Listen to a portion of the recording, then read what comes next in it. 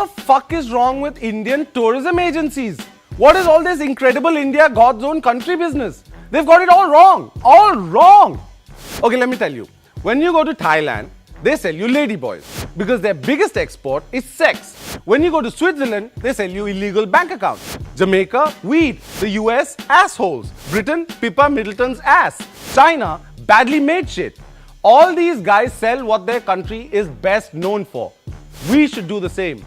We should sell rapes. Look at us. We are Indian men. We prefer our sex to be non-consensual. That was the chapter of the Kama Sutra the Mughals tore out and kept for themselves. But we're getting back into it now. Look around you. Every time you turn around, some chick is getting her pants pulled down and her guts pulled out. What self-respecting, red-blooded, woody-endowed man can resist that? Huh? Look at the fine folk of Delhi, for example. Never once to pull back from doing their duty. No amount of bhaiya calling or hand-folding stopped them from pulling out that woman's intestines. That is the kind of dedication I'm talking about. Be born a woman and take a walk in any part of the national capital and you'll get a gang rape you can tell your grandkids about. For sure. So come on, come all to India.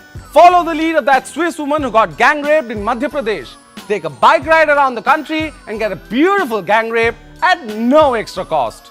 The dream of every young girl, dressing up as a tourist and getting all her orifices filled by random men from the back of beyond. What fun! What the fuck is wrong with you guys? Can you see that button to my right? There, right there, right there. There. Click it. It's a subscribe button. Now.